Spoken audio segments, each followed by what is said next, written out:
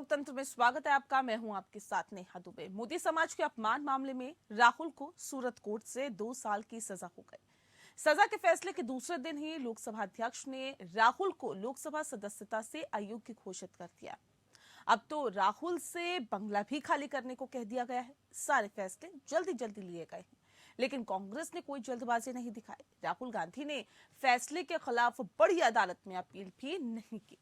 जानकार राहुल और कांग्रेस के इस फैसले से हैरान हैं। इसके पीछे कांग्रेस की कोई रणनीति है या कोई मजबूरी?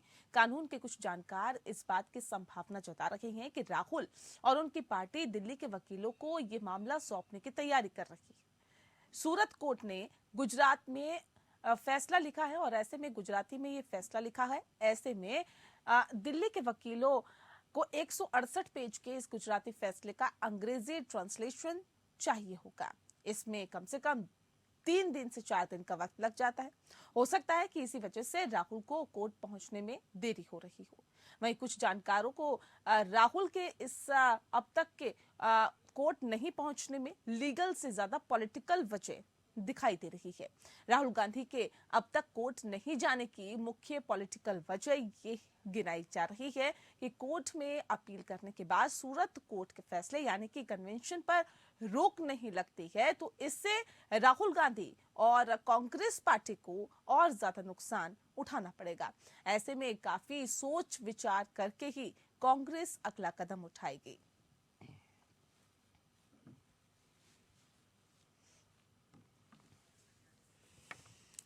जी हाँ, आपको बता दें कि फिलहाल राहुल की जिस तरह से सदस्यता निलंबित कर दी गई है, राहुल को 2 साल की सजा हुई। उसके बाद उनकी सदस्यता को निलंबित कर दिया गया। उसके बाद से अब ये सवाल उठ रहे हैं कि राहुल आखिर इस मसले पर जल्दीबाजी क्यों नहीं दिखा रहे हैं, जल्दी क्यों नहीं इस पर कोई एक्शन लिया जा रहा है, या फिर जल्दी में आगे क्यों कदम नहीं उठाया जा रहा राहुल गांधी की तरफ से या फिर कांग्रेस पार्टी की तरफ से। जानकार ये भी कह रहे हैं कि इसके पीछे कानूनी वजह कम और पॉलिटिकल वजह ज्यादा नजर आती है। और दूसरी बात, इस बात को भी इनकार नहीं किया जा सकता है कि कांग्रेस पार्टी इस विषय को उठाने और भुनाने की भरपूर कोशिश करेगी, क्योंकि जिस तरह से सत्याग्रह किया गया, जिस तरह से कांग्रेस पार्टी इस विषय को बार बार उठा रही है, या फिर कांग्रेस के बड़े नेताओं की वजह से, बड़े नेताओं की तरफ से इस पूरे विषय को उठाया जा रहा है। प्रियंका गांधी समेत तमाम जो नेता हैं, चाहे मल्लिकार्जुन खड़गे की बात करें या फिर तमाम और नेताओं की बात करें, इस विषय को लगातार एक बड़ा इशू बनाने की कोशिश की जा रही है कि आखिर किस तरह से देश में तानाशाही है। कांग्रेस पार्टी लगातार इस बात को कह रही है कि देश में तानाशाही है, लोकतंत्र को कुचलने का काम किया जा रहा है और यही वजह है कि तमाम पार्टियों को साथ में आना चाहिए। यानी कि जब प्रोटेस्ट हुआ तो उस वक्त कई पार्टियों के नेता साथ में दिखाई दिए, लेकिन अब ऐसे में सवाल इस बात को लेकर है कि आखिर देरी के पीछे वजह क्या है, क्यों आखिर अगला कदम अभी तक कांग्रेस पार्टी की तरफ से नहीं उठाया जा रहा। हालांकि इसके पीछे की एक वजह ये भी बताई जा रही है कि जो पूरा 168 पेज के इस गुजराती फैसले का ट्रांसलेशन अंग्रेजी में करना होगा और उसको अंग्रेजी में करने के लिए कम से कम 2 से 3 दिन का वक्त लग जाता है और यही वजह है कि इस काम में थोड़ी सी देरी हो रही है। लेकिन ये क्या एक ठोस रीजन कहा जा सकता है या फिर इसकी वजह पीछे कुछ बड़ी है, कुछ और वजह है?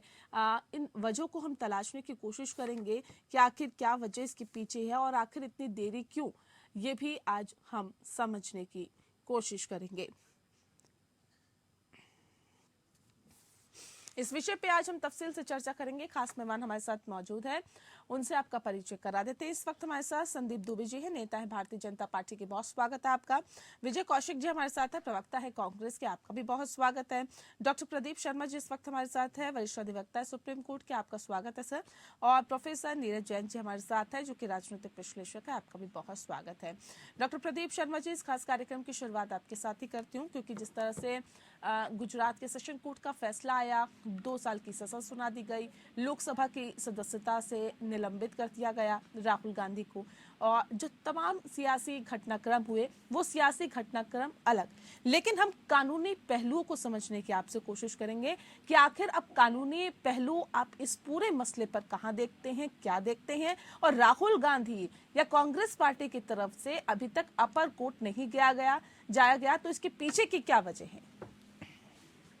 नेहा, जो डेफेमेशन होता है, मानहानि का केस होता है, वो 499 लाइक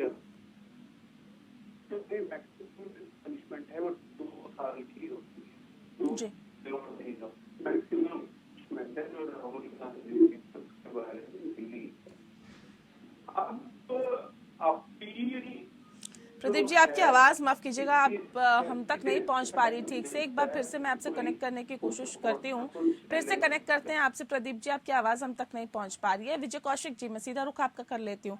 सर, इसमें इतने देरी क्यों? अगर सेशन कोर्ट का फैसला आया तो क्या वजह है कि अभी तक आगे क्या कदम होगा कांग्रेस का, ये तय नहीं हो पा रहा है? सबसे पहली बात तो मैं ये कहूंगा कि राहुल गांधी जी के खून के प्यासे, जो राहुल गांधी जी की छवि खराब करने के लिए हजारों करोड़ खर्च करने वाले आज ये चिंता कर रहे हैं कि राहुल गांधी जी इस मामले में पटिशन क्यों नहीं दायर कर रहे आगे रिलीज के लिए। तो भाई, जो सर तन से जुदा कर रहे हैं राजनीतिक तौर पर, वो इस बात की चिंता ना करें कि भाई हम इस मामले में पटिशन दायर करेंगे या नहीं करेंगे, पहली बात। दूसरी बात, बेशक हमारे वकील द्वारा ये कहा जा रहा है कि भाई इस मामले में गुजराती जो आदेश है उसका अनुवाद करने में समय लग रहा है, लेकिन जो हालात हैं, जिस तरह से भाजपा सरकार हमारे नेताओं के पीछे पड़ी हुई है, राहुल गांधी जी के पीछे पड़ी हुई है, कभी सीबीआई, कभी ईडी, कभी इस प्रदेश में केस, कभी इस प्रदेश में केस, भाई अब यहाँ से निपटेंगे तो फिर बिहार में केस, फिर कहीं और केस।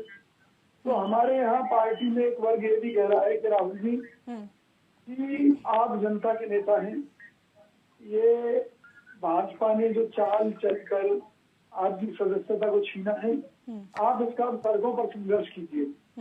ये जनता तय कर देगी आने वाले समय में कि कौन जनता के दिलों पर राज कर रहा है या कौन इस देश में राज करने लायक है। क्योंकि ये बात ठीक है कि जुमलों की राजनीति के बावजूद नहीं, देरी की वजह समझाइए सर हमें। जुमलों और राजनीति पे मत जाइए, देरी की वजह क्या है? क्या यही कि जो फैसला है वो गुजराती में, उसको अनुवाद करने में वक्त लग रहा है, यही वजह है क्या, या वजह कुछ और है इसके पीछे? इसका एक कारण ये भी है कि पार्टी में चर्चा हो रही है जो इस मुद्दे को लेकर, वो ये भी है कि भाई ठीक है, अगर मान लीजिए हमें इसमें रिलीफ भी मिल गया, फिर दूसरा केस खड़ा करेंगे, तीसरा केस खड़ा करेंगे, चौथा केस खड़ा करेंगे, तो बेहतर ये है कि जब तक एक कुशासन वाली सरकार जनता सत्ता से नहीं हटा देती, तब तक राहुल गांधी जी को जनता की अदालत में जाकर संघर्ष करना चाहिए। तो ये भी कोई बड़ी चीज नहीं है। तो मतलब इसके क्या मायने निकाले? इसके क्या मायने निकाले कि राहुल गांधी अब अपर कोर्ट नहीं जाएंगे, नहीं चुनाव लड़ेंगे, 8 साल के लिए बाहर हो गए, 2 साल जो सजा मिली हुई है वो, और उसके बाद 6 साल के लिए निलंबित, यानी कि 8 साल अब चुनाव नहीं लड़ेंगे, ये माने ये स्ट्रेटजी आपकी आगे की? सबसे बड़ी बात मैं ये कहना चाहता हूँ कि गांधी परिवार कुर्सी से प्रेम नहीं करता, देश से प्रेम करता है। वरना सोनिया गांधी जी के सामने जब प्रधानमंत्री बनने का मौका था, राहुल गांधी जी के सामने घुमाइए मत ना, सवाल का जवाब दीजिए ना। प्रधानमंत्री बनने का वक्त कब था, उन्होंने किसको मौका दे दिया, ये किसी से छिपा नहीं है, पूरे देश की जनता जानती है। अब सवाल पे आ जाइए आप। सवाल इस बात को लेकर देरी क्यों, और दूसरी बात ये कि आगे की रणनीति आपकी क्या है, उस पर जवाब दीजिए। देखिए, मैंने आपको बताया कि इसमें अभी एक सस्पेंस है, इसमें कुछ भी हो सकता है। हो सकता है कि जुल्म और अन्याय का विरोध करने के लिए हम गांधीवादी तरीके पर चलते हुए अहिंसात्मक तरीके से जनता की अदालत में चले जाएं, और इस बात की हमें संभावना है कि हमारे नेता जनता की अदालत में जाएंगे, अपर कोर्ट में नहीं जाएंगे, ये मायने निकालूं मैं इसके? नहीं, अभी इसमें कुछ भी संभव है। अभी हमारे यहाँ इस पर मतलब अभी तक चर्चा हो कुछ रही तय है नहीं कि है। क्या कदम हमें उठाने चाहिए। ठीक है, अभी तक कुछ तय नहीं है। ठीक है संदीप जी, अब सवाल इस बात को लेकर है, कह रहे हैं आप लोगों को क्यों चिंता हुई? आप तो तानाशाही अपना रहे हैं, आप तो अपनी मनमर्जी कर रहे हैं, आप तो किसी को बोलने का हक तक नहीं दे रहे हैं। आप लोगों को क्यों इतनी चिंता सता रही है कि राहुल गांधी अब पर कोर्ट नहीं गए, आगे का दरवाजा खटखटाया नहीं? क्या आगे की रणनीति होगी? ये भारतीय जनता पार्टी को टेंशन क्यों हो रही है? नेहा जी देखिए, दो बातें बहुत महत्वपूर्ण है। पहली बात ये कि क्या कांग्रेस के लोगों को राहुल जी समझ में आ रहे हैं या राहुल जी को कांग्रेस समझ में आ रही है? और दूसरी बात, कांग्रेस के लोग क्या देश को समझ रहे हैं या देश कांग्रेस के लोगों को समझ पा रहा है? इनके साथ सबसे बड़ी दिक्कत ये है कि खुद ही जज बन जाते हैं। और सच्चाई यही है कि जो देश भर में 90% जो जजेज हैं, इन्हीं के कार्यकाल की वो अपॉइंटमेंट हुई है। जो बिल्डिंगें बनी है बड़ी बड़ी न्यायपालिका की, इन्हीं के कार्यकाल की बनी हुई है, पुरानी बनी हुई है। लेकिन ये न्यायपालिका के आदेश को नहीं मानते। एक मिनट हंसिए मत, आप जब बोल रहे थे मैं चुप ही था। आप उसी न्यायपालिका के आदेश को नहीं मानेंगे और आपने एक नया अदालत इस देश में खड़ा किया, वो है जनता का अदालत। झूठ बोलो, जनता के बीच जाओ। ये जनता क्या आपके झूठ बोलने से गुमराह हो जाएगी? किस बात की लड़ाई लड़ रहे हैं राहुल जी? पहले ये तो बताएं। कांग्रेस के साथी एक लाइन में बता दें कि ये जो कोर्ट का आदेश है, क्या ये न्यायपालिका के खिलाफ आपकी लड़ाई है? राजघाट पे न्यायपालिका के आदेश के खिलाफ धरना है, या यही प्रथा आप इस देश में विकसित करना चाहते हैं कि मुलजिम पकड़ा जाए और पकड़ने के बाद कोर्ट सजा दे तो पूरे देश भर में आंदोलन करे उसके खिलाफ जो वहाँ की सरकारें हैं? ये प्रथा आप विकसित करना चाहते हैं? ठीक है, एक बार जवाब ले लेते हैं, फिर मैं लौटती हूँ। जवाब दे दीजिए जल्दी से विजय कौशिक जी।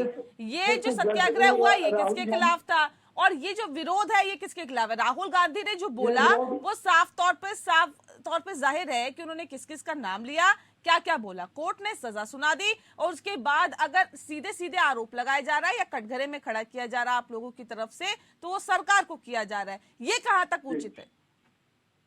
देखिए, इसके लिए सारे घटनाक्रम में सरकार ही दोषी है। जिस तरीके से कैसे हमें छोटी सी बात कहते हैं, वही मैं कह रहा हूँ कि मान लीजिए जिस जज ने राहुल गांधी जी को 2 साल की सजा का निर्णय सुनाया, उसने अपनी सजा को सस्पेंड कर दिया 30 दिनों के लिए कि राहुल गांधी जी इस मामले में आगे जा सकते हैं और 30 दिन बाद एप्लीकेबल होगी ये सजा। 30 दिन बाद मान्य होगी। सजा को लेकर तुरंत ही लोकसभा में 24 घंटे के अंदर अंदर जिस तरह से उनकी सदस्यता को रद्द कर दिया गया, ये पूरा देश देख रहा है।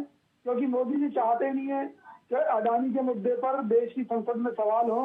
राहुल गांधी जी मोदी सरकार के काले कारनामों को बेनकाब करें, इसलिए 24 घंटे के अंदर अंदर उनकी सदस्यता रद्द कर दी गई, जो कि गलत है। हम इसका विरोध कर रहे हैं, करते रहेंगे और हम चुप बैठने वाले नहीं है। हमारा विरोध है, सरकार का विरोध है। और कहीं ना कहीं जो हमें शंकाएं हैं जिस तरह की सरकार बर्ताव कर रही है, कानून को नकार देंगे क्या आप विजय जी? कानून को नकार देंगे आप?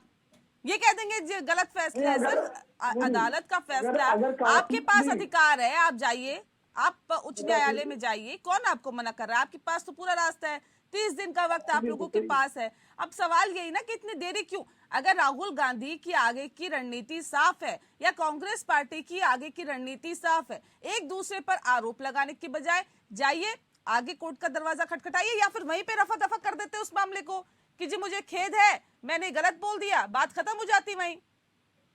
देखिए, ये भाजपा की आईटी सेल के कमाल है, पहली बात। दूसरी बात, इन बातों पर मैं जाकर मैं ये कहना चाहूंगा, इस बारे में हमारे वकीलों का डिस्कशन चल रहा है। कांग्रेस पार्टी के नेता लगातार इस मुद्दे पर लगातार चर्चा कर रहे हैं और कोई ना कोई डिसीजन आपके सामने आ जाएगा। वो कोई मुद्दा नहीं है। चलिए, डिसीजन सामने आएगा, वो तो देखने वाली बात होगी। मुद्दा ये है जल्दी से, सरकार ने इस मामले में जिस तरह की राजनीति की है उससे स्पष्ट होता है कि उससे कोर्ट के फैसले पर भी प्रश्न चिन्ह खड़ा होता है।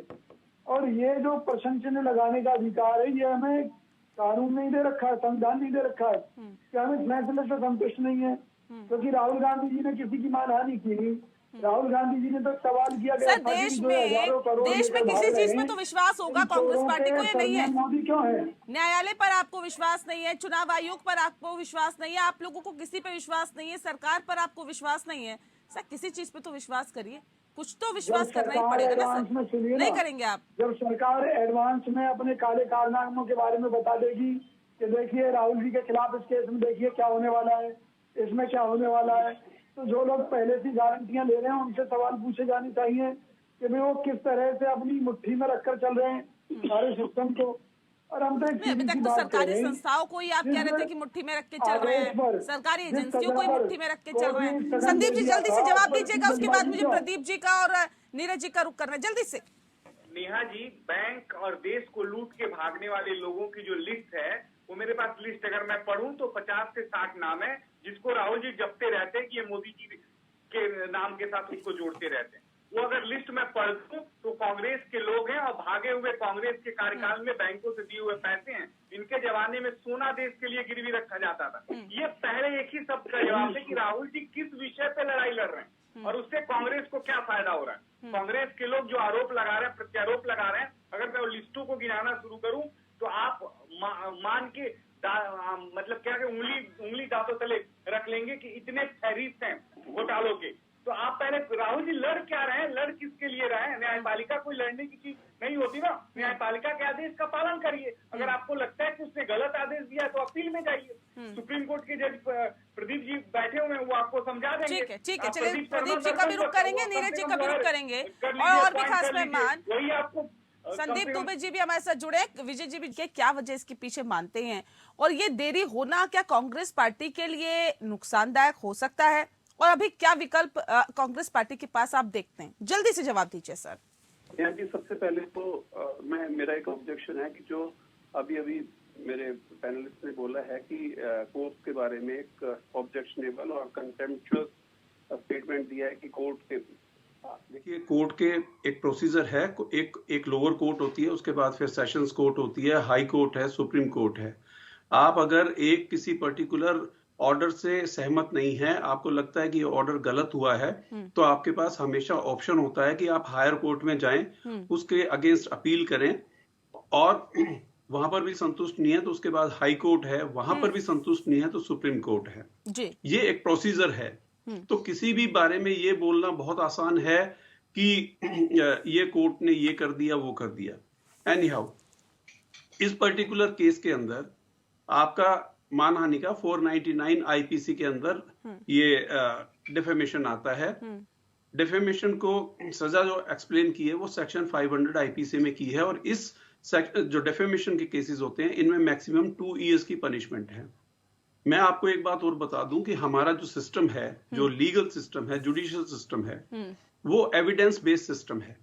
वो कोर्ट्स को ये कहा जाता है, इसीलिए आपने देखा होगा कि आंखों के ऊपर पट्टी बांधी होती है कोर्ट के अंदर, जो एक मूर्ति होती है। उसका मतलब ये, आपके सामने कोई भी खड़ा हो, किसी भी पार्टी का हो, मेल हो, फीमेल हो, किसी भी जात का, धर्म का हो, कानून ये नहीं देखता है। कानून देखता है एविडेंस को। एविडेंस का मतलब है तथ्य उनके सामने क्या है। मैं एक क्वेश्चन बार बार अपने आप से पूछता हूं, मेरे को आंसर नहीं मिल पाया कि क्या कोई इस बात को मना कर सकता है कि कोई एक एविडेंस कोर्ट के सामने, ऑब्वियसली एक डिफेमेशन का केस गया होगा तो कोर्ट ने उनसे एविडेंस मांगा होगा किसी भी पार्टी से। एविडेंस जब सामने आता है तो जो आपने स्टेटमेंट दी, पब्लिकली दी, उससे कोई मना नहीं कर सकता है। उसके बेसिस पे मैं मानता हूं एक बात को कि इसमें मैक्सिमम सजा 2 साल की है, इनको सजा 2 साल की मिली। अपील में भी जाएंगे, कोई लॉस होने वाला नहीं है। उसका कारण क्या है? आपको सजा बढ़ने का तो डर है नहीं, क्योंकि आप ऑलरेडी एक मैक्सिमम सजा के ऊपर हैं। 2 ही ऑप्शन बचते हैं, या आपकी अपील डिसमिस होगी या अलाउ होगी। दोनों ही स्थिति के अंदर राहुल गांधी जी के फेवर में बात जाएगी। अगर वो डिसमिस है तो इसका मतलब आपने जो कंटेंशंस दी अपनी, उस ऑर्डर को गलत ठहराने की कोशिश करी, अपील करी उसके बारे में, इसका मतलब लोअर कोर्ट का ऑर्डर वो सही है और वो किसी की भी तरह का इंटरफेरेंस जो हायर कोर्ट है उसके हिसाब से रिक्वायर्ड नहीं है, अभी उसकी आवश्यकता नहीं है। और अगर कोर्ट को ये मिला कि एविडेंस जो है वो इतना पक्का नहीं है कि उससे 2 साल की जो सजा, अगर डिफेमेशन है भी तो ये जो सजा है ये 2 साल की ठीक है या नहीं है, उस स्थिति में अंदर आपकी सजा कम हो जाएगी। अगर सजा कम हो जाती है तो आपका जो, आप हमेशा एक पॉजिटिव साइड में होंगे, बेनिफिट साइड में होंगे। उसका कारण क्या है? रिप्रेजेंटेशन ऑफ पीपल एक्ट में सेक्शन 8 सबसेक्शन 3 के अंदर ये साफ साफ लिखा हुआ है, और आर्टिकल 120 सबसेक्शन 3 में भी ये लिखा हुआ है कि अगर किसी भी MP, MLA, MLC किसी भी आदमी को जो अगर 2 साल या 2 साल से अधिक की सजा हो जाए तो उसका डिस्क्वालिफिकेशन होता है। ये इलेक्शन कमीशन के रूल्स एंड रेगुलेशंस में भी है। अब अगर किसी आदमी ने ऐसी कंटेम्प्टुअस कोई बात कही, डिफेमेशन की कोई बात करी, उसके बाद आपके पास ऑप्शन है। रही बात ये कि राहुल गांधी जी अभी तक हायर कोर्ट में अपील क्यों नहीं करी? 30 डेज का अपील पीरियड होता है। इसीलिए जब भी 3 साल तक की कोई भी सजा किसी भी जुर्म में हो जाए तो मजिस्ट्रेट के पास पावर होती है कि आपको आउटसाइड बेल, मतलब आपको जुडिशियल कस्टडी में ना लेकर कोर्ट के अंदर ही आपको बेल ग्रांट कर देते हैं। तो 30 दिन के अंदर अगर आपने अपील नहीं करी तो आपको, क्योंकि आपने उसको, इसका मतलब ये है कि जो भी ऑर्डर जिस भी जज ने, फर्स्ट क्लास जुडिशियल मजिस्ट्रेट ने ये ऑर्डर पास किया है, अगर दिल्ली की भाषा में बोले तो मेट्रोपॉलिटन लेवल की कोर्ट जो होती है, उन्होंने पास किया है, आपने अपील नहीं करी, तो इसका मतलब डायरेक्टली और इनडायरेक्टली एक ही है। और वो मतलब ये है कि जो भी कोर्ट ने ऑर्डर पास किया वो ऑर्डर सही है। अगर सही नहीं है, आप उससे सहमत नहीं है, तो आपको सर्टेनली उस ऑर्डर की अपील हायर कोर्ट में करनी थी, जो इस पर्टिकुलर केस में डिस्ट्रिक्ट एंड सेशंस कोर्ट बनती है। एक बात।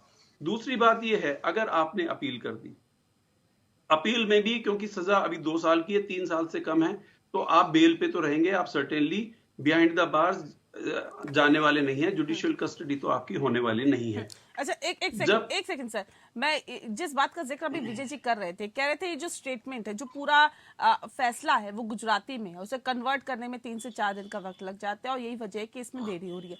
ये कितना उचित तर्क है? क्या वाकई आपको लगता है कि देरी के पीछे ये भी एक तर्क है जिसे हम ठोस कह सकते हैं कि कांग्रेस पार्टी की तरफ से? नेहा जी, 2 बातें हैं इसमें। मैं आपको बता दूं, अभी सुप्रीम कोर्ट ने भी ये बोला है कि हर स्टेट की भाषा में आप ऑर्डर पास करें। मान लिया एक सेकंड के लिए कि गुजराती में है, तो आप वहां के गुजरात में बहुत अच्छे अच्छे लॉयर्स हैं, ऐसी बात नहीं है कि सारे लॉयर्स दिल्ली में ही हैं। गुजरात में अच्छे अच्छे लॉयर्स हैं जो गुजराती को बहुत अच्छे से समझते हैं जी।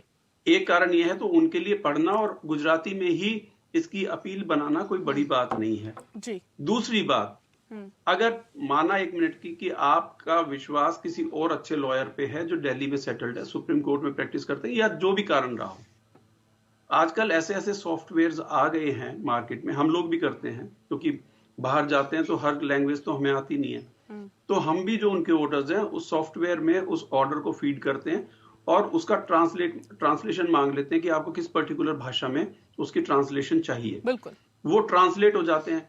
अगर जो छुटपुट कोई करेक्शन, क्योंकि order has to be in a perfect manner की जो सेंस जज ने देनी चाहिए, वो इतने हाई टेक्निक्स के बीच अगर इस बात को कहा जाए कि देखिए 3 से 4 दिन का वक्त इस वजह से लग रहा है क्योंकि वो जो पूरा फैसला है वो गुजराती में और इंग्लिश में ट्रांसफर करने के लिए उसमें टाइम समझने में टाइम लगे, वो एक अलग बात है, वो एक अलग चीज है, लेकिन ट्रांसलेशन करने में वक्त लग रहा है, ये थोड़ा सा समझ से परे हो रहा है। ठीक है सर, मैं लौटती हूँ आपके पास और भी कानूनी पहलुओं को समझने की आपसे कोशिश करेंगे। प्रोफेसर नीरज जैन जी, वजह क्या पीछे इसके समझ रहे हैं सर? अभी तक उच्च न्यायालय या फिर हाईकोर्ट में नहीं अपील दायर की गई है कांग्रेस पार्टी की तरफ से। अब सवाल इस बात को लेकर है, क्या ये जो फैसला आया है इसे सिंपैथी गेम के तौर पे खेलना चाहती है क्या कांग्रेस पार्टी, या इससे उसको लग रहा है कि फायदा होने की उम्मीद है? क्या रणनीति आगे लग रहा है आपको कि कांग्रेस पार्टी की होनी चाहिए और अभी तक अपनाए हुए हैं? नेहा जी, पहली बात तो देखिए, मैं डॉक्टर प्रदीप शर्मा जी की बात से काफी सहमत हूँ, लेकिन यहाँ एक बात बड़ी गौरतलब है, जिस तरह से मैं देखिए कोर्ट पर कोई टीका टिप्पणी हम क्या कोई नहीं देशवासी करेगा, लेकिन मैलाफाइड इंटेंशन के तहत बैक डोर से जो सपोर्ट करके जिस तरह से ये डिफेमेशन को लाया गया, प्रदीप जी को भी मालूम है कि 499 to 500 400 500 504 506 के केस हमारे लोगों पर बहुत चलते हैं कि, लेकिन इस तरह से उसमें सीधे सीधे लिया है कि जिसने किया है मुकदमा, क्या वो जो है वाकई में उसके ऊपर कुछ कहा है? यदि आप उसकी बारीकी को देखिए तो उन्होंने ललित मोदी, माल्या और मेहुल चौकसी और ये कोई और मोदी, इन पर नीरव मोदी, इनको लेकर के उन्होंने फोकस किया है और कायदे से नियमानुसार उन्हीं लोगों में से कोई केस करता। प्रदीप जी मेरी बात समझ रहे हैं ना, ये पीड़ित नहीं है जिसने केस किया पूरे मोदी विधायक। उसके बाद सुनिए वो जो स्पीच है उसको देखिए, जिसको फैक्ट माना गया एक्चुअली पढ़ने की जरूरत है। उसमें सीधे सीधे क्या क्या इस तरह से ये मोदी लोग यही कर रहे हैं। तो अब जब तक वो मोदी है वो तीनों आ नहीं सकते। वो आपको मालूम है कि विदेश में वो यहाँ आएंगे तो उधर जाएंगे, वो भेजे कैसे गए सबको मालूम है। मैं बातें सबकी सुन रहा हूँ। तो उनके अलावा ये केस नहीं हो सकता। पहला एक पहलू तो इनका ये है। दूसरा, कोर्ट ने 30 दिन का इनको टाइम दिया है और 30 दिन तक मेरे पास पब्लिक में जा करके सच को नंगा करके बताने के लिए भी टाइम है। क्योंकि देखिए लोकसभा में पूरा देश जान रहा है कि लोकसभा में राहुल की स्पीच स्पंज की गई, पूरी उसकी स्पीच को म्यूट किया जा रहा है। मतलब लोकसभा में पहली बार हिंदुस्तान के इतिहास में देख रहे, दुनिया के इतिहास में हो रहा है जहाँ रूलिंग पार्टी बायकॉट कर रही है। माफी मांगो। तो इनका ये पॉलिटिकल गेन के लिए ये हो सकता है कुछ हो, लेकिन मेरे को पूरा विश्वास है, जैसा सब लोग जानते हैं कि कोर्ट डेफिनेटली जाएंगे। अगर नहीं जाते हैं तो हमको ये लगा, उस दुनिया ये जानेगी कि ये जो इन्होंने कहा सही है। ये ठीक है, लेकिन सर बाकी जो तमाम चीजें हैं वो अपनी जगह है, लेकिन अगर माइक को बंद कर दिया गया, ये तमाम चीजें अगर आप विदेशों में जाके उठाएंगे तो क्या ये भारत की छवि को और बेहतर बनाती है? क्या राहुल गांधी को क्या सोचना समझना नहीं चाहिए? मैं आपसे एक ये कहना चाहूंगा कि 2015 में शंघाई में जाने के बाद, प्रधानमंत्री बनने के बाद जिस तरह से माननीय प्रधानमंत्री नरेंद्र मोदी जी ने कहा, ओफो मैं तो तंग आ गया कि कहाँ पैदा हो गया ऐसे हिंदुस्तान में। अगर आप उनकी स्पीचेस को सुन लीजिए तो आप कहेंगे ये क्या हो रहा है। मतलब देश का प्रधानमंत्री जाके चीन में जाके इस तरह की भाषा बोल रहा है कि मतलब अभी आपके पास रिकॉर्ड है, सबके पास है। और दूसरी चीज देखिए, मानहानि अगर ये कांग्रेस या अपोजिशन चाहे तो कितनी करे। सोनिया गांधी मानहानि की बात अगर जहाँ तक नीरज जी की जा रही है, मानहानि के मामले में भी यही तो कहा जा रहा है कि पूरे मोदी समाज, पूरे ओबीसी समाज की बेइज्जती करने की कोशिश की जा रही है। आप उनकी पूरी स्पीच को सुन लीजिए। अगर ये होता तो कोई बात नहीं कि उन्होंने कहीं कि देश की छवि धूमिल नहीं सर, एक मोदी, दो मोदी, तीन मोदी, और उसके बाद जिस मोदी का नाम लिया उन्होंने, तो उसके बाद से तो सीधे आप तो फिर सीधे ना सही लेकिन इनडायरेक्टली तौर पे तो कोर्ट के फैसले पे ही सवाल उठा रहे हैं। नो, देखिए नोबडी कैन इस देश में किसी व्यक्ति की, भारतवर्ष के किसी नागरिक की हिम्मत नहीं है कि माननीय न्यायालय के निर्णय को न माने। कोई निर्णय होता है सब स्वीकार करते हैं। तो एविडेंस के बेस पे ही तो ये फैसला आया ना सर। एक मेरी रिक्वेस्ट आपसे भी है कि आप लोग एक बार जो है वहाँ इंग्लैंड की स्पीच को आप राहुल जी की जरूर सुन लें, उससे पता चल जाएगा क्या बात। तो उन्होंने इसका पान किया एविडेंस के प्रधानमंत्री बराबर एविडेंस के बेस पे जो साक्ष्य मौजूद थे उसी के आधार पे तो ये फैसला दिया गया ना, उसी के आधार पे तो ये फैसला दिया गया। इस बात से आप इनकार कर सकते हैं क्या? अभी प्रदीप जी ने भी इस बात को कहा कि देखिए सेशन कोर्ट में या किसी भी कोर्ट में एविडेंस बहुत महत्वपूर्ण होते हैं और उसी के आधार पर ये फैसला दिया जाता है। प्रदीप जी अगर मैं गलत हूं तो मुझे बताइए, क्या ऐसा है क्या? एविडेंस के आधार पे ये फैसला दिया जाता है और जो फैसला दिया गया उसमें एविडेंस बहुत महत्वपूर्ण थे और इस बात से इनकार किया जा सकता है कि जो फैसला दिया गया है कोर्ट की तरफ से, या हम उसको कह दें कि एक बार फिर से आप स्पीच सुनकर ही, समझकर ही, उन शब्दों को जान के पहचान के उसके बाद ये फैसला दिया गया होगा। प्रदीप जी नेहा जी, मैं आपको बड़े विस्तार से एक छोटी सी 1 मिनट लगाऊंगा, लेकिन एविडेंस का बेसिकली लोगों को शायद पूरा मतलब पता नहीं है। एविडेंस का मतलब ये नहीं है कि एक पक्ष ही बोलेगा। हाँ। एविडेंस जब होता है तो उसमें दोनों पक्षों को हम मौका देते हैं कि वो अपनी बात कहें और अपनी बात को लॉ से प्रूव करें और जो तथ्य हैं उनको सामने रखें। फॉर एग्जाम्पल, जैसे इस केस में जो पेटिशनर रहे होंगे जिन्होंने याचिका डाली होगी, हाँ। उन्होंने जब ये कहा होगा कि पेटिशन डाली होगी, पेटिशन में एलिगेशंस लगाए होंगे, हाँ। एलिगेशंस लगाए होंगे तो उसके साथ एनेक्शंस लगाने पड़ते हैं, प्रतिलिपियां जिन्हें हम बोलते हैं, उसके साथ में एनेक्शंस लगाने पड़ते हैं कि ये एनेक्शन है, ये कारण है जिसके कारण से मैं, ऐसा नहीं है कि कोर्ट के सामने 100 अगर केसेस आए तो 100 के 100 एडमिट होते हैं। 50 से 60% केसेस ऐसे भी होते हैं जो आउटराइटली ऑन द फर्स्ट अभी नीरज जी कह रहे थे कि वो स्पीच एक बार सुननी चाहिए। क्या ये पॉसिबल है कि बिना स्पीच सुने ये फैसला सुना दिया गया हो?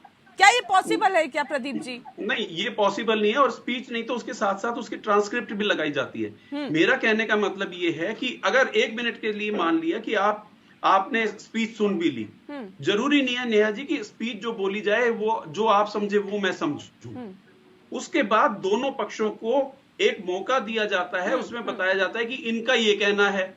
देखिए, पहले क्या होता है, पेटिशन गई, पेटिशन के बाद एक बोलते हैं रिटर्न स्टेटमेंट। रिटर्न स्टेटमेंट का मतलब ये होता है कि आप जो पेटिशन है उसकी रिप्लाई दें।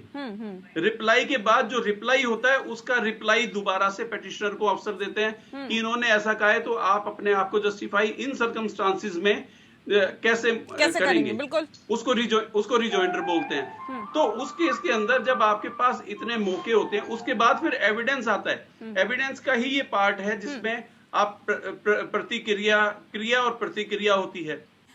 सवाल इस बात को लेकर है कि जिस बात को अभी प्रदीप जी भी कह रहे थे, प्रोफेसर नीरज जैन जी भी कह रहे थे, देखिए तमाम चीजों को जांच के परख कर उसके बाद ही फैसला लिया जाता है कोर्ट की तरफ से। उसके बाद भी अगर आप लोग ये कहें कि देखिए कोर्ट जो है दबाव में काम कर रहा है, या फिर तमाम तरह के आप लोगों की तरफ से जो आरोप लगाए जा रहे हैं, इनको उचित नहीं ठहराया जा सकता। कोर्ट के फैसले का पूरा सम्मान किया जाना चाहिए और करना भी चाहिए और करते भी हैं। लेकिन अब सवाल इस बात को लेकर भी है कि आखिर अब कांग्रेस पार्टी के पास जो आगे का विकल्प है, क्या सोचा जाए, क्या समझा जाए और क्या जनता समझे कि कितना वक्त लगेगा, अगर जाना है या नहीं जाना है कोर्ट में, क्या जनता समझे सर? देखिए, सबसे पहली बात आपने कहा कोर्ट के फैसलों की तरफ उंगली नहीं उठानी चाहिए, ये बात आपकी बिल्कुल गलत है न्याय जी। सवाल ये है कि जिस देश में बहुत से लोगों को 20-30 साल में न्याय मिलता है, देरी से मिला न्याय भी न्याय ना मिलने के बराबर है। इसके अलावा बहुत से ऐसे फैसले भी हमारे सामने हैं जिनमें लोअर कोर्ट के फैसले गलत थे, जिनमें निर्दोष लोग जेल काट रहे थे, बाद में हाई कोर्ट में सुनवाई के कारण गलत थे, नहीं थे सर, संतुष्ट नहीं थे लोग, संतुष्ट नहीं थे, फिर वो अपर कोर्ट गए। तो आप उस चीज को दूसरे तरीके से भी कह सकते हैं। आप फिलहाल ये बताइए आगे क्या स्ट्रेटेजी है आप लोगों की, क्या रणनीति है? हम बता रहा हूँ, कानून की जो देवी है उसकी आंखों पर पट्टी बंधी हुई है, तो इसलिए कह नहीं सकते कि भी किसी को न्याय मिल सकता है, किसी को नहीं मिल सकता, परिस्थितियों के ऊपर डिपेंड है। जैसे हमने कहा कि अगर कहीं ना कहीं हमारे वकील की चूक रही होगी कि वो बात को ठीक ढंग से कोर्ट के आगे नहीं रख पाया, जिसका खामियाजा राहुल गांधी जी को भुगतना पड़ा है, हमारी पार्टी को भुगतना पड़ा है, लेकिन हम अब इस पर पूरे सोच समझ कर निर्णय ले रहे हैं और बाकायदा इस मुद्दे पर जो भी कार्रवाई होगी वो आपको बता देंगे। लेकिन इतना तय समझ लीजिए कि हम भाजपा को एक संदेश देना चाहते हैं कि भाई हम आपके किसी जुल्म से कम से डरने वाले नहीं हैं। आप राहुल गांधी जी के खिलाफ 1 क्या 10 मुकदमे कर दो, 50 कर दो, चाहे उनकी लोकसभा सदस्यता भंग कर दो। गांधी परिवार वो परिवार है जिसके परिवार के लोगों ने अपनी जान की कुर्बानियां दे दी देश के लिए, तो जेल जाने से भी राहुल गांधी नहीं डरते, पहली बात। दूसरी बात ये कि काट की आंधी बार बार नहीं चढ़ती। आज जो मोदी सरकार ने देश के अंदर माहौल बना रखा है और अपनी विफलताओं को छुपाने के लिए राहुल गांधी को निशाना बनाया जा रहा है, इन परिस्थितियों से भी जनता निकलेगी, जनता इस दुष्चक्र से निकलेगी और इनके जो जुमलों की राजनीति है उनका सच जानने के बाद में जनता भाजपा को, इसके नेताओं को दौड़ा दौड़ा कर इनसे अपने एक एक अपमान और जो उनके साथ अन्याय हुआ जनता के साथ, उन सबका बदला लेगी निश्चित तौर पर। ये वक्त की बात है। चलिए, ये तो स्पष्ट करिए कि हाईकोर्ट जाया जाएगा या नहीं जाया जाएगा, जाया जाएगा या नहीं जाया जाएगा? भले ही इसमें देरी हो रही है, 30 दिन का वक्त आप लोगों के पास है, जाया जाएगा या नहीं जाया जाएगा? जाएगी कांग्रेस पार्टी, नहीं जाएगी? जाया तो जाएगा। हमें 30 दिन का समय मिला है, हम इसमें कोई कमी नहीं रखना चाहते, हम पूरी तैयारी कर रहे हैं। बाकी जनता जैसा कहेगी वैसा राहुल गांधी जी करेंगे, क्योंकि उन्हें कुर्सी प्रिय नहीं है, देश प्रिय है।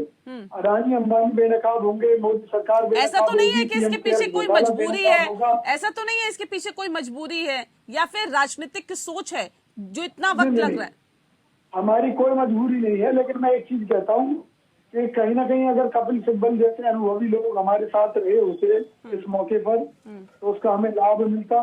कपिल सिब्बल की पार्टी छोड़कर सपा से राज्यसभा सांसद है, फिर भी वो एक न्याय की बात कह रहे हैं, वो इस केस की खामियों को भी बता रहे हैं कि किस तरह से इसमें जो फैसला है उसकी समीक्षा होनी चाहिए दोबारा से। तो निश्चित तौर पर आने वाले समय में हम जो अच्छे कानूनी विशेषज्ञ हैं, वकील हैं, उनकी सलाह मशवरे से इसमें पूरी ढंग से लड़ाई लड़ेंगे। हम इसमें कोई कमी नहीं रखना चाहते। नहीं, इस लड़ाई में जो आप लड़ाई लड़ने की बात कर रहे हैं, और लड़ाई तो बहुत सारी लड़ने की बात कर रहे हैं, इस लड़ाई में आपके साथ और तमाम पार्टियां भी आती हुई दिखाई नहीं दे रही। आप कह रहे हैं जेपीसी से जांच कराई है अडानी की, लेकिन और पार्टियां तो इसका समर्थन नहीं कर रही हैं।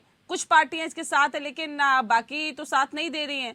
क्या आपको लगता है कि इस जंग में, इस लड़ाई में राहुल गांधी, कांग्रेस पार्टी इकट्ठे विपक्ष को नहीं कर पा रही है क्या?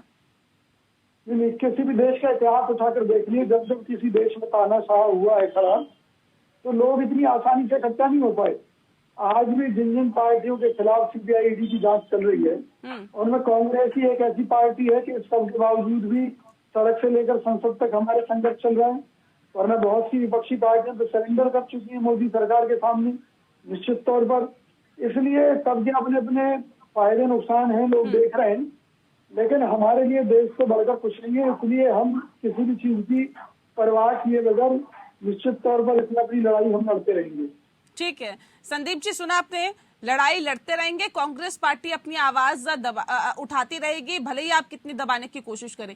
सीधे सीधे आरोप लग रहा है कि देखिए, जब हम सत्ता के विरोध में बोलते हैं तो कुछ ना कुछ चार्जेस लगा के, कुछ ना कुछ केसेस लगा के हमारी आवाज दबाने की कोशिश की जाती है, और ये भारतीय जनता पार्टी का चरित्र है, और ये अभी तक करती आई है, अब भी कर रही है। तो मैं सबूत भी दे सकता हूँ आपको मीना जी, जिन जिन मामलों में इन्होंने धोखाधड़ी देश की जनता से की है। मैं समझ सकता भाई, हूँ। नारायण राणे का मामला था, हेमंत विश्व शर्मा का मामला था, शिवसेना के कई सांसदों का मामला था, तृणमूल कांग्रेस के भी कई नेताओं का मामला था। सुन लेते हैं ईडी की जांचें थी।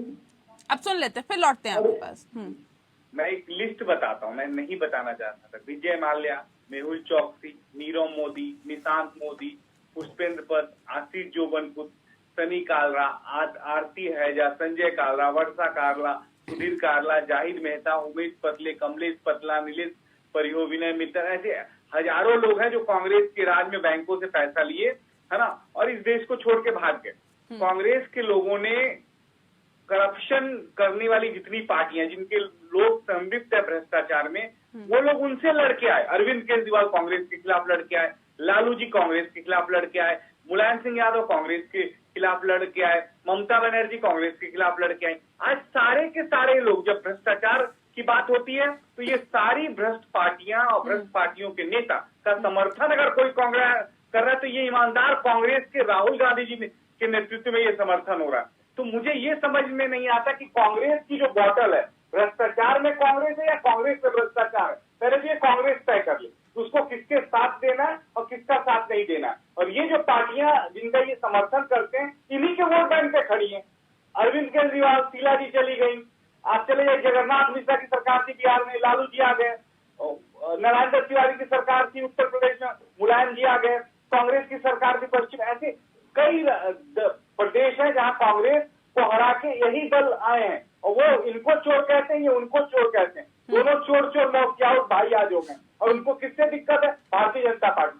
दिक्कत यहाँ ये है, आपको समझिए, इनको दिक्कत ना भारतीय जनता पार्टी से ना मोदी जी से, इनको दिक्कत उस प्रधानमंत्री की कुर्सी पे है कि कोई आम आदमी उस प्रधानमंत्री की कुर्सी पे बैठेगा तो कांग्रेस पार्टी, इन पार्टियों के नेता उसको बर्दाश्त नहीं करेंगे। और कोई राजनीतिक दल अगर भ्रष्टाचार के खिलाफ मुहिम चला रहा है, भ्रष्टाचार के विरुद्ध लड़ रहा है, तो ये न्यायपालिका को टारगेट करेंगे। अरे भैया, करप्शन तुमने किया, आईओ ने तुम्हारा करप्शन पकड़ा, झूठ तुमने बोला, पुलिस ने तुम काम किया, एफआईआर लॉन्च करा, ठीक है।